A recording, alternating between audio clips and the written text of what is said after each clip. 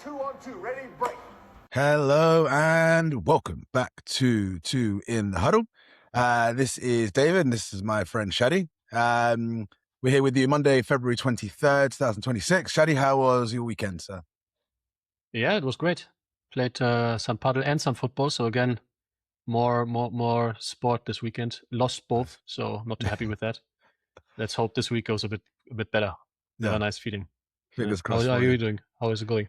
Yes, I am chilling. The weather has been beautiful in Barcelona the last couple of days. I just went out for a walk just now. Feels like real spring, summer. So it puts a pep in your step. And there's a lot of good stuff to cover as well, right? We talked that we were going to be covering over the summer some bits about franchise tagging, free agency, the draft and the combine. Before we get on to anything else, a quick rest in peace, Rondale Moore. Obviously, the crazy news that happened over the weekend. So that's obviously sad. We're not going to dive into it. There's not a lot of detail really to share anyway, other than, give it a Google. It's just a sad situation from a young man who was on the rise. So we'll start there. Condolences out to his family and the teammates and all that kind of sad stuff as well. But trying to lift the mood back up after that. So today is a fun one, right? Today we're going to be talking about some interesting free agent topics and some interesting free agent stories that are out there as well. What we're trying to give you guys, the audience, is an easier way to follow some of the stories that we're interested in. There's, reports going around with the 150 best free agents in the market right now. And nobody got time for that. And we don't expect you to sit there and read every single one of them either. So we thought we'd give you our kind of top stories so that you could potentially keep track of the same things. And it might be stories or players that you've got in your heads as well. So we're going to try to give our best succinct opinion on who we think the best free agents are available and where they might end up going. And like I said, we'll try our best to keep it condensed as we can, but we like to talk, so it could get carried away. Shadi, is that good with you? Anything else you would like to add for today? That's fantastic. Great explanation. This was for me so far the most fun preparation for one of the episodes, because it's the first time that I'm actually following a free agency that closely. Yeah. So I learned a lot while I was preparing for it. And this offseason is definitely different for me than the last few years. It's fun. It's really good fun. Perfect. No, there's like we said, there's a lot to keep an eye out for, but not everything is relevant. I think that's one of the key things I learned kind of following these free agency periods. You try to keep track of every single movement, your brain will explode. So we're going to highlight some of the key ones today. And let us know in the comments if you agree or disagree. Usually I pass the mic straight to Shadi and let him kick off, but today I shall take the reins because I've got an opener that's, again, trying to be succinct and comprehensive as possible, but I think I'm going to end up talking a little bit. There is a lot of real strengths of this year's free agency class. I think there's a big emphasis on some defensive players. There's some really good running backs. And there, in my opinion, the best group is the receivers. And there is a lot of teams in the NFL that could deal with a really good receiver in 2026.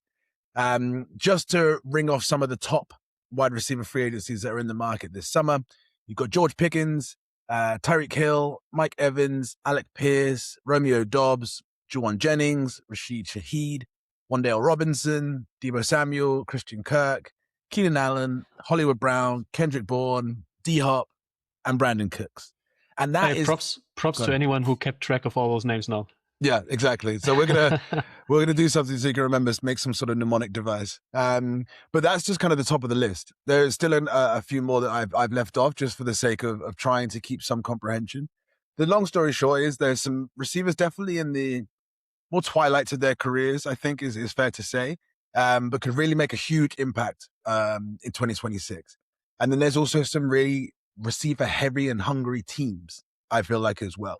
So I feel the Bills, Chiefs, the Raiders, the Giants, Falcons, Colts, Saints, Buccaneers, 49ers, Seahawks, all could do with receiver. And again, that is a list that's not exhaustive either. There's more that I can add there. So what I'm going to try to do, and I've already gone way over the time I wanted to talk, but here we're going to go. I'm going to try and match up some of these receivers that are on the market with a couple of the teams I think would be really good fits for them. And I'm going to try to do this as a speed round and not get too stuck in the weeds with it. So I want to start off with the Bills, who I think, if they don't trade for A.J. Brown, should go get Mike Evans. I think, why not go get you a stud who has won a championship before? They had Samuel, they had Shavers, they had Shakir.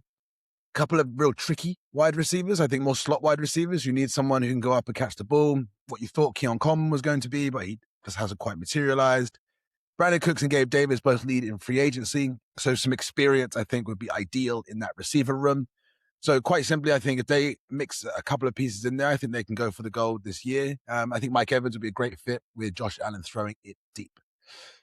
Moving swiftly on, I got the Patriots. Now, I think here is a really good fit. It's Alec Pierce. Alec Pierce gives Drake May a really, really legit deep shot target. Even if Stephon Diggs doesn't walk, and they've got about 36 million cap space, I think they can buy a lot again in free agency this summer. They spent a lot of money last year. I think they've still got wiggle room to do so again. I think a couple of pieces short on that offense, and I think Drake May and team could really be cooking. And I think Alec Pierce gives them that really, really big deep threat. Had a lot of good yards last year.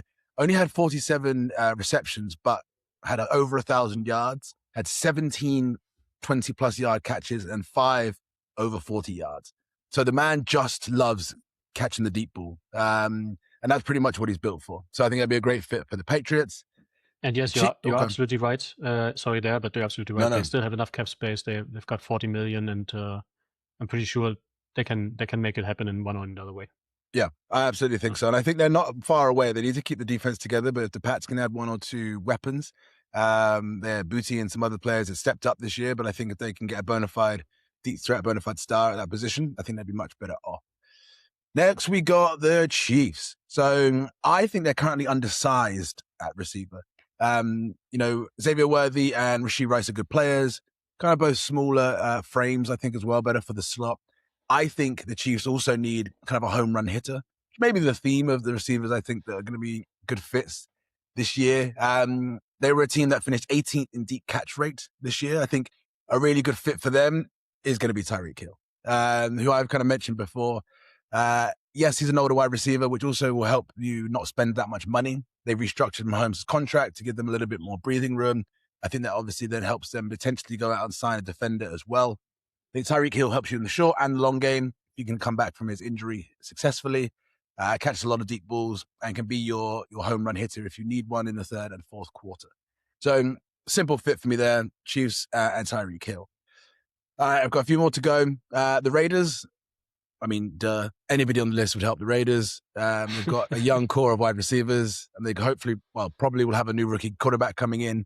So any assistance you can give them to get a good boost and to help with Brock Bowers, the really star tight end that they've drafted, would be a win. So I'm not even going to go any deeper into that one.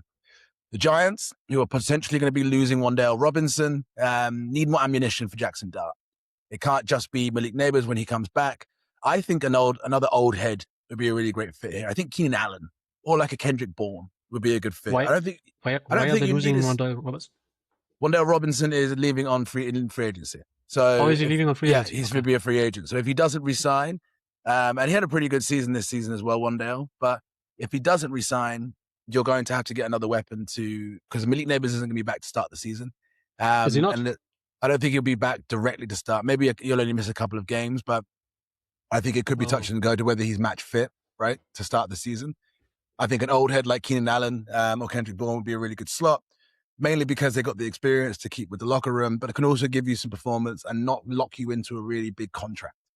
You don't want to have to give this guy 5-6 years and pay him hundreds of millions of dollars if you're not 100% sure about your quarterback, about everything else in that building. So go for somebody old, give him 1 or 2 years and let everything settle down. Even Deebo Samuel, I think would be a really good fit and complement the run game as well. Then we got the Falcons, who are finished the season 28th in deep catch rate last season.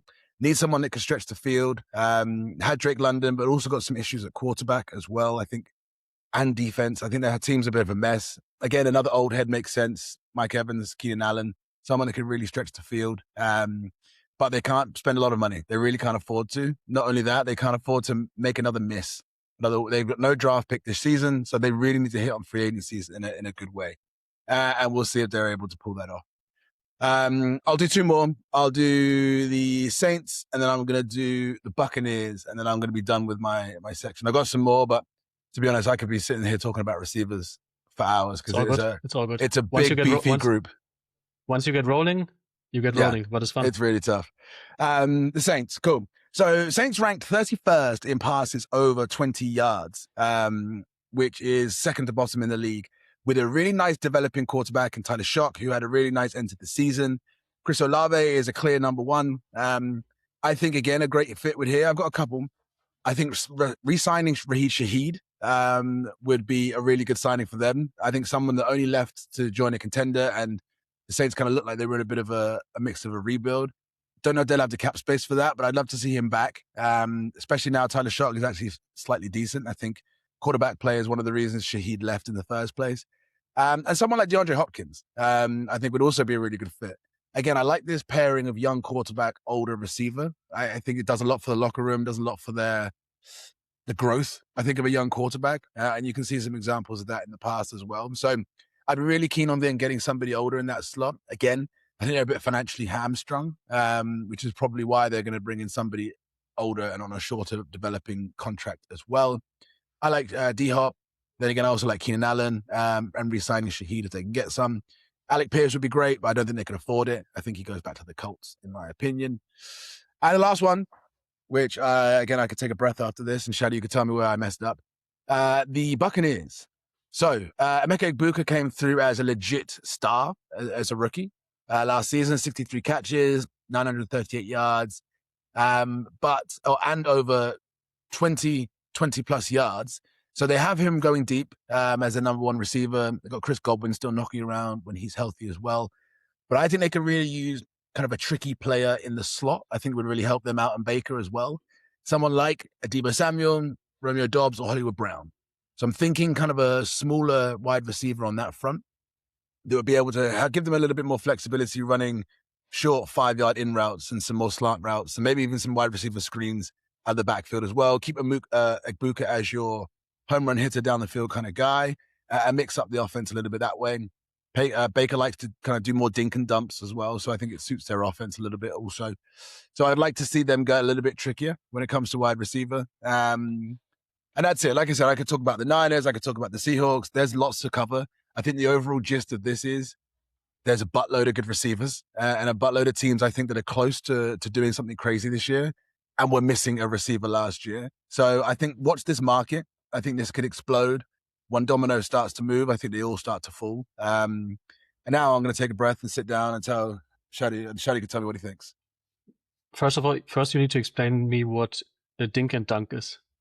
You said yes. Baker that likes a little dink and dunk? Like little dink and dunks, like little throws. So like, instead of like long intermediate throws, like shorter than, 4 or 5 yards. Like like a lot of wide receiver screens. Maybe, again, a quick slant over the middle. These are like little dink and dump offenses where they have short pickups as they gain a lot of yardage. And then you've got the home run hitter in Egbuka anyway. So you kind of pull the defense in, or they get play short, and then boom, you beat them over the top. Really give them that balance to stretch the offense out. I see. Yeah, makes a lot of sense. The one I was wondering about was, you were talking about the Falcons. Yeah. But really, I see a glaring need for fixing the D-line first before they can even think about a receiver, to be honest. And given the cap space that they have, I'm not sure if they really will go for a receiver there. Otherwise, I mean, of course, it would be a good scenario, but yeah. No, it's a good shout. It's a receiver-heavy draft as well. It's also a defensive-heavy draft, which doesn't favor them necessarily because they got no first-round pick, so they're still going to be kind of Strugglesville in that. I think you looked at someone like the Rams last year who didn't have the best defense but had scored a lot of points. Is the league switching or shifting to situations where if you can outscore me, you can still be successful? Where 5-6 years ago, you had to have the right defense to really step up. So teams will take swings where they see they can get them. But we'll see. I think everything's still open for now. It's interesting, and I think probably something we could deep dive into in a future episode, because you're saying teams could make up for having a bad defense by just being better at attacking. But the trend that is happening at the moment is actually the opposite. If you look at last season anyway. Yeah. If you look at the Patriots, if you look at the Broncos, the Seahawks, they're all defense-heavy teams, right? Yeah. The successful teams of last season. So I don't know if that's a trend, and the next few seasons will be much more defense-heavy. Also with this new rookie class, with this new draft class that is very defense-heavy as well. Yeah. Hopefully not, but let's see. Yeah, defensive football is boring. No, I mean, if you like defense play, then, Maybe I had the Rams as like the one example. Maybe they're actually the exception to the rule. So maybe that, if anything, proves that they should go after defenders and not wide receivers. So maybe it proves your point even more. The Lions and the Cowboys tried it, didn't they? They tried to outscore whoever they can. Yeah, and we know how that went, bless them. Yeah. But cool, that's me over for my big chunk. So the receivers is a big group to watch out. Shadi, what is one of your interesting free agents to follow this summer? Yeah, so I didn't look as much at team needs, but rather at like what are the storylines that I'm following. So the first one that I settled with is Tyler Linderbaum. This is the Ravens has been the Ravens center over the last few years. So for those of you who don't follow centers very closely, because they're not the most prominent people in the team, I guess, but they're quite crucial. Yeah. Let me give you a bit of context around him. He was a 2022 first round rookie, so he played for 4 years now, or even 5 years for the Ravens. Yep. In that time, he made it 3 times to the Pro Bowl. He is ranked as the number 4 center by PFF. So clearly he has delivered on his talent and on his promise. Still, Ravens previously declined to give him or to pull the 5th-year option on him last season, which means they didn't give him the expensive contract extension, let's say, that you can give to a rookie. Yeah. Instead, kept him around on the cheap for 1 more year, and then hoped that the situation will resolve this season, pretty much. Well, it didn't resolve. He still performed well, and he is expected to set a new benchmark for center contracts. Really, the current record is $18 million per year for Creed Humphrey for the Kansas City Chiefs. Okay. So it's very likely that that Tyler Linderbaum will get more than that. Maybe it's too expensive for the Ravens. And in that case, I can guarantee you a lot of teams will be looking very closely at this player. And that's why I like to follow this as a storyline this offseason, because the centers, it's a weird market. There's not that much supply out there of talented centers. So when one hits the free agency, a lot of teams will be interested. For sure. Personally, I would love to see him at the Lions. They have it's an obvious choice. They have a glaring need there since Ragnow retired last season. For sure. They tried to fix that hole with Glasgow, another veteran, but it didn't really work out, and he's also not getting younger. Yep. They also tried to fix that hole with the rookie, which also didn't work out. So if they want to be serious contenders, they need to fix that O-line and they need to fix that center position. Yep. I would love to see that.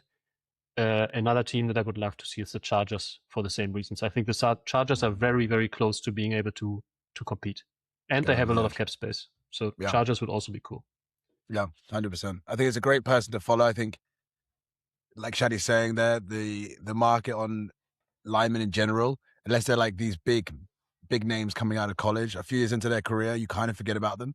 And they could be at the same team or they could be traded every year. You'd never notice. But huge pieces, linchpin pieces to your offense if you can collect a good one. So I'm surprised the Ravens are dilly-dallying around with this so much. I don't know why they kicked up supper fuss and just didn't resign the guy in the first place. It's a weird one for me. I think it's a question of cap space and keeping Lamar around and keeping Lamar happy. And well, they probably should keep him around to keep Lamar happy, but they also need weapons and they also need. We don't need to go into that, but I think they also need to fix their D-line. Yeah. So they might have to invest in that and then hope that Lamar just carries the offense pretty much. Yeah. Because they have a defensive-minded head coach now. Yeah, exactly. No. Yeah. No, interesting one. Maybe that's why, but maybe they keep him around. It would be good for them for sure. Yeah, it would make sense. Like you said, it's hard to come by. No, really interesting guy. And because I had a big chunk with the receivers at the start, Shad, you're going to spin again. You're going to give us one more. I think I've only got one more to give you after this, and then I'll let Shadi bring us home. So, Shad, give us one other story that you're following this summer. Yes, this one is a quarterback. Daniel Jones. You have to follow Daniel Jones this offseason. Danny Dimes. After this, what a season he had. Performed like an elite quarterback for the Colts until his heavy Achilles injury in week 12. We did a deep dive into his performances and the Colts' performances in episode 1. So if you're curious, you can check that out. Spoiler alert, I'm not fully convinced, but he's still probably the most talented and most experienced quarterback on the free agency market this year, if he hits free agency. That's true. Because, the probability is quite high that the Colts will just re-sign him. I still think it's very interesting to follow this, though, because many teams have need on QB. this offseason. I think at minimum 7 teams I've counted have a need on that position. Wow. And there's no deep rookie class neither. So there's there's only Mendoza, and we all know that he's going to the Raiders. Yeah. So Daniel Jones will be a key part of this offseason. I would like him to stay at the Colts more for his own sake, because he is coming back from a heavy injury. Yeah. So it would make it easier for him, I think, to come back, hit his stride running, and just get back into his usual game in a team that he knows. Yep. I mean, we've seen with Kirk Cousins what happened coming back from a heavy injury and switching teams. To be fair, Kirk Cousins is a bit older as well, but it is Kirk. We're talking about Kirk Cousins, right? When he got injured and went to the Falcons. Yeah. So I think it still tracks for sure. Yeah. Exactly. So Colts, but personally, it's very, very unlikely. But personally, I would love to see him at the Falcons. On the double threat with Bijan Robinson, Kevin Stefanski as new head coach. They have good tight ends as well, and Stefanski likes to play with tight ends. Yeah. Super, super unlikely. I'd love to see it. Yeah, I think that's the last thing that they, especially with Michael Penix there still, that would be like a fantasy one, I think, for sure. Yeah. But Daniel Jones is an interesting one. I think a lot of what happens to how good that offense is again this year is if Alec Pierce walks. Michael Pittman is another receiver of theirs I think they've got to deal with. They've got a really good run game, so it's always nice to stay there and play with him. I still, like you said, I'm still not sold on that man. But for fun, he was we have a group chat on WhatsApp about football, and he was our profile picture for ages, that famous stumble when he was playing for the Giants. Hey, go look it up if you haven't seen it yet. I mean, type in Danny Dimes stumbling. And play it on a loop because it's funny as well. But yeah, so it's a tough one. Like I don't know if the Pretenders or if he's a complete fraud, or like towards the end of the year with the Giants, I thought, how can anybody ever give this man any money ever again in his career? Yeah. But he's provided some goodness for the Colts, so we'll see. They got Riley Leonard back there as well, but I don't think they trust him too much. And they also have Anthony Richardson, so they've got to make a decision at some point on one of those quarterbacks. I reckon he has, with how few quarterbacks are available, he has shown enough to be in a very comfortable situation this offseason for himself. I agree. I think it's him, maybe Malik Willis, and maybe a trade situation with Mac Jones. I think those are the biggest QBs that you could think of that can actually walk into a team and start. I think everything else is a question mark this season. Actually, Malik Willis is the next one on my list, so maybe then that go take him off natural as well. segue. Then we have both. There are no more quarterbacks for me, so let's talk Malik Willis. Let's do it. The maybe best. It's funny to say this, actually. Malik Willis, the maybe best quarterback that is actually available in this free agency. That's never played. That's never played, right? And this one is interesting to follow because he might not be the most famous quarterback or the most fancy quarterback or whatever, but he is the only one really available. Yeah. The only one that has actual experience as well. He played 4 games last season. 4 really, really good games, but only 4 games in a well-coached, well-structured offense that, despite injuries, has still performed well. We all know that the Green Bay Packers have a good coaching staff. Yeah. So he did perform well, but it's a very small sample size. And we've seen a completely different side of him in the Titans this season before that. Yeah. I mean, those were the worst circumstances possible, the 24-25 Titans. But so we've seen 2 sides of him, right? We've seen really good performances in a good team, really bad performances in a bad team. Yeah. And now he's hitting free agency, and we don't really know what to do with that. So it's an interesting storyline. And again, there's not a lot of choice for teams that need a quarterback. So you can expect him to get another chance. And I think people like Mac Jones and people like I have a brain freeze. The Seahawks quarterback? Sam Darnold. I think those people have raised the market for giving another chance to quarterbacks. And Malik Willis will benefit from that. Daniel Jones as well fits in that category also. Daniel Jones, true. For sure. So I think the most probable, most likely outcome could be Miami, because they have a complete rebuild. They have nothing really to lose. Yeah. And they are stuck with a really expensive Tua contract. Yes. So they can't go all in on a new quarterback at all. Like they probably have to, go for Malik Willis. on a low medium budget. I think you can get him for like a mid quarterback budget, Probably a let's little bit say. lower, yeah.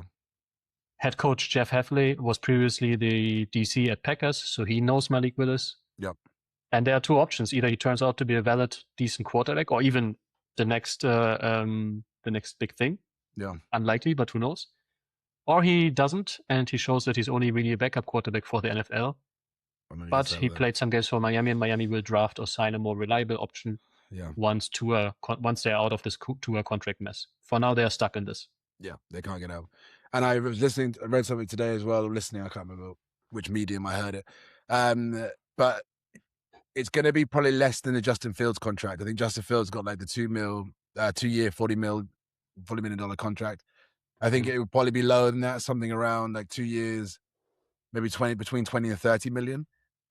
Because he has a couple of options. He can sign for 1 year, try to ball out and then get a big contract afterwards, or he can just say, hey, like if I can get 30-40 million now, even though he's 27, then sugar, I'm going to take that money right now, and then hopefully the best thing works out for me and I get a big bag after that. So he's got some interesting things on his plate, but it's so crazy we're at this point. Quarterback is such a huge, enormous talent and such an enormous part of a team that we are in this a bit of a dearth of them at the moment. There's just not enough quality starters to go around, and the draft class has a real big impact on that and who's a free agent and who isn't.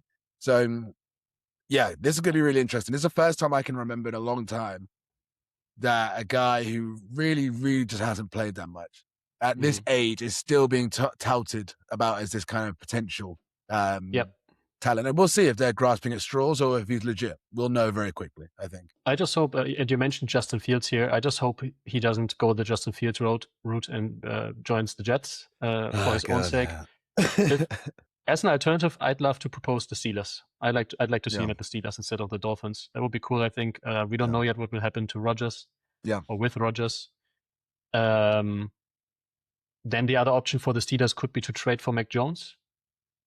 Not sure if that's the best way to go. So I'd love to see him at the Steelers, and they have good circumstances. They at least have a team. Miami is in a complete rebuild. A complete mess. So at least with the Steelers, you have some weapons, you have something to work with, and you can give it a last. Either you make it or you don't make it, kind of thing. Yeah, last around. Yeah. No, it's an interesting storyline. I think definitely worth someone taking a picture of. The Steelers have the 21st pick in this first year of this round draft. Losing a couple of players as well, so they could be also, new head coach. They're gonna be in a specific type of rebuild, I think, as well. But yeah, Malik Willis, a big one to focus on. So that's a great shout. I'm going to take the reins back and go with my last player. So I was torn between the last two people. One person I wanted to talk about was Kyle Pitts. Just real briefly, I think had probably the best season he's had in a really long time, with just under 1,000 yards receiving and 5 touchdowns. Obviously played in a poor organization, had really kind of poor quarterback play for most of his career. I'd love to see him go to the Ravens. Isaiah Likely walks. Mark Andrews is getting on. I think you give King Henry and Lamar Jackson a real solid, athletic tight end to go along with Zay Jones and maybe one other little piece in receiver. I think that's a deadly offense. So watch this space on Kyle Pitts. I'd like to see him go to the Ravens personally. But the player I'd like to finish on for my points for today is Rico Dowdle, who has been the running back for the Carolina Panthers this last year. And the season before that was at the Dallas Cowboys. So he's a player that kind of caught my eye. The last 2 seasons for different teams, he's rushed for over 1,000 yards for both of them, averaging 4.6 yards a carry. Now, again, a lot of teams are kind of realizing a solid run game is kind of coming back in style, right? Look at what Kenneth Walker did in the Super Bowl. If you look at what Saquon meant for that Super Bowl run for the Eagles a season ago as well, running back is definitely back in vogue. I think 4 or 5 years ago, it was kind of seen as a done position. They were struggling to get paid. They were also struggling to get re-signed when they got to a certain age. I think running back is back and hot again, which I like because I like running the football myself. And Dowdle is a player who can catch out of the backfield. He can be an every down back. And he can also give you that kind of power and finesse if you need it up the middle as well. So I really think he should actually kind of resign with the Panthers, in my opinion. But mainly because they're building something nice with Dave Canales and Bryce Young. But if he does leave, you've got teams like the Cardinals and the Saints, who I think, kind of near the league bottom in rushing EPA, which is expected points added. I think the best place for him to go is the Chiefs. Now, the reason I would like to kind of see him at the Chiefs is the Kansas City finished dead last in 20-plus yard runs in the last season. They've got the cap space now from restructuring Mahomes' contract. Pacheco and Kareem Hunt are both free agents this year. And I think a contender, to make them more of a contender, I think a really good running back there's a weapon who can catch out the backfield and can also run the ball would be huge. I think Javonte Williams, who just re-signed with the Cowboys, just got $16 million. I think he's a couple of years younger, if I'm not mistaken, than Rico Dowdle. They're right around the same age. I think that's enough money that they can give to, I think $16 million between 16 and 20 wouldn't murk their cap space too hard. I think it would still give them a chance to sign a defender or draft one, or sign a receiver and draft one as well. So I'd like the running back position. I think running backs are becoming important again. I think Dowdle has had a really good last 2 seasons. I'd love to see him on a contender this year because the Panthers could take a step back. I think the Chiefs would be perfect for him. They can let Hunt and Pacheco move on and get a real solid number one in the backfield. So that is my interesting running back to watch out for. There's quite a few of those that are on the free agency list as well. So I recommend you check some of them out. Breece Hall, Kenneth Walker, and obviously Rico Dowdle as well. So yeah, that's it for me. One thing about Rico Dowdle that surprised me, you asked about the age, right? He's 28 years old. Yes, yeah, I thought he was a couple of years older. If this is right on overthecap.com, he's on an average salary of $2.8 million per year. Yeah, he's probably on because he hasn't done a whole bunch. Like I had Ashton Jeanty is on $9 million. Yeah, Jeanty was a big first round pick. That's why, Yeah, it happens, and it's important to know like where you get drafted really dictates your salary for your first contract, and then maybe even the contract afterwards. And I think if you look at his stats for Rico Dowdle, he came into the league in 2020. Only had 24 yards with the Cowboys. Then had a season where he was injured and there was COVID and all messed up. Came back in 2023. Only had 361 yards off of 89 attempts. And it's just the last 2 seasons. So he had 235 and 236 attempts, respectively. And right around the same 1,079 yards. But it's that 4.6 rush average that's really, really sexy. Now, if you can get half a down, if you're going to do a lot of first down running, and you can already be looking at 2nd and 5, 2nd and 6, that's a really, really nice place to look at, really open to playbook up. So I think it's a huge piece. And it's probably his last chance to get some real money. And I think he deserved it for the last 2 seasons of play. But it's just been a guy who come on the radar out of nowhere, really. So I'd be interested to see him go to, like I said, to a contender. And I think the Chiefs would be a great spot. And I would love to hear from you, from someone that really likes running backs. It is sometimes a bit of an underrated position, right? So I would love to hear from you. We have 2 running backs next season, around the same age, around the same salary, that are this season, that I think both of them are going into free agency. Rico Dowdle and Travis Etienne. Yes. Who of them would you prefer to see at the Chiefs? Would it be Rico Dowdle? It'd be Rico Dowdle, but I think mainly because of the resurgence of last season's. I also think he's a better all-around weapon. So I think he gives you more in the passing game. I think he gives you more in power back situations and running through the numbers and being an every down back. So if I had a choice right now, he'd also be a lot cheaper. Now, the Chiefs need to save quite a bit of money. I think, like I said, Javonte Williams has been a starter. Travis Etienne have been starters. So I think when they get their money, it's going to be that 16 upwards million range. I think you could probably get Rico Dowdle for like 10 mil in reality. So I think he'd be a lot cheaper in the long run, being 28 already. So I think I'd still stick with Rico Dowdle if I had the choice. Yeah. Do you know by chance if he's a good blocker? I don't have a lot of blocking stats for him, to be fair. Okay. So no, I don't know the answer to that. Okay. No. But that's it for me. So I covered the wide receivers. We touched on a little bit of Kyle Pitts. We didn't talk about him too long. And I wanted to talk about Rico Dowdle as well. Shadi, I believe you've got one more on your list, if I'm not mistaken. Yeah, I've got a few more, but wouldn't dive too deep into them because they're just interesting for their storyline. But I think what happens with them might be already a foregone conclusion almost. Travis Kelce and Trey Hendrickson. So Nice. Travis Kelce, obvious situation at the moment with the Chiefs. Is he going to retire or resign with the Chiefs? I think there's a very low likelihood that he leaves the Chiefs for another team. He's 36 now. The consensus is at the moment that he is strongly declining in performance because he's getting old, because he's 36. But so that's where I don't want to dive too deep, but I've looked into the stats and he's still a top 10 tight end really on all the stats. Like he's maybe declining in terms of his own quality. And I like to compare that with Mo Salah in the Premier League, maybe a little bit. Yeah. You go from world class to maybe a little bit less than world class. Everyone but he's still a good tight end. If he can take a discount and go on an incentive-based contract, I'm pretty sure the Chiefs will be really, really happy to have him around. Yeah. For his own sake, I hope that he retires. I think he's got a lot going on in his personal life with his superstar wife. Probably want to have kids as well at some point. And he has a podcast that is probably one of the most popular podcasts in the world. So I think he's fine. He doesn't need to continue playing football. Interesting storyline though to follow in terms of a little bit of gossip, let's say. No, I'm fully with him. I also do think he'll come back for at least one more year. I don't think he'll want to go out on such a wet blanket kind of year they all had. So I think that's probably more the reason, if anything.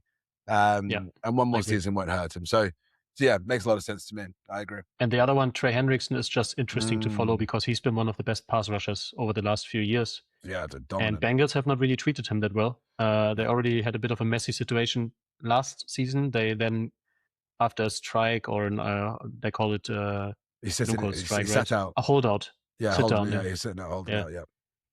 Yeah. So they got to an agreement, but now obviously it's flaring up again. So this one is interesting to follow just because it's a bit messy and there's this kind of Bengals. They look into doing a bit of dirty stuff like franchise tagging him, but then immediately trading him. But they need to get this done before the 3rd of March. So they're running. They need to have a trade partner before the 3rd of March. Because if they don't have that, they will be stuck with this heavy contract. Yeah, so it's a race against time and it's a messy situation. So really fun to follow this one. I recommend all of you out there to take a look at what happens with Trey Hendrickson this season. He could make a real difference. Who do you think would be a good fit? I had the Chiefs in my head again. Like he's an older player on the second half of his career. Do you go to a contender to a win now team like the Bills, someone like that who could also use edge help as well? You've been in the Bengals situation for a long time. Do you go to a rebuild? Do you really want to struggle through the new quarterback? So you either stay and take the money and shut up, Myles Garrett, or you go to a contender and try and win now. Where do you think he ends up? You go to a contender or someone that is close to being a contender. No. And you stay in the AFC North. Okay. You go to the Ravens. Okay, yeah. I would love that. That would be a good fit. I would love them to invest in him instead of into the wide receiver that you said earlier. I forgot who it was. Just because they have a defensive-minded head coach. Yeah. So give him something to work with. Yeah. And rely in the offense on the weapons that you have anyway. Yeah, because they're going to be good enough. It was Kyle Pitts. I said going. That'd be interesting. I can see Trey Hendrickson as well. I don't know why. I can see him wearing the purple and black as well. I don't know. It just looks like it'd be a good uniform on him. Ladies and gentlemen, that means it's a done deal. Yeah, that's basically it. It's a fit check. That's all that you need for free agency. But that's it. That is the wrap up. So again, there's a bunch of stories to follow. I think, like I said, The Athletic released an article, 150 free agents to chase around with a magnifying glass this summer. I don't think you need to pay attention to all of them, but I do think some of them are more interesting than others. I think we kind of gave a bit of a brain dump of the ones that we're most focused on for this summer, and we'll continue to pick them up as we see things come in. Been no real big franchise tag movements. There's only 2 last year, so I think there's probably not going to be a couple, but not going to be loads this year either. So we will keep you posted on anything else that comes in. But like always, if you've got anything you agree with or disagree with or some great feedback, let us know. It's been fantastic, the support, like Shadi mentioned last week. And we're still enjoying it and we're still learning. So everything's a work in progress. So that is it for us this week. Shadi, is there anything else you would like to add before we break for the day? Now that I have a good understanding of the free agency, I can't wait to dive into the draft class. Yes. Yeah. The rookies. That's my next mission. And I can't wait to go on that mission with you together. Yeah. Cool. We're going to start that soon. And the combines are not too far away. So we're going to have to get our draft board out. and see if we can get some mock drafts going and some fun things like that. We could all help Shadi learn what the nuances of college football and the drafting as well. I think that'd be a good experience. But Yeah, man. other than that, appreciate your time, Shadi, as always. Love to catch up, and we will catch you all next week. Adios.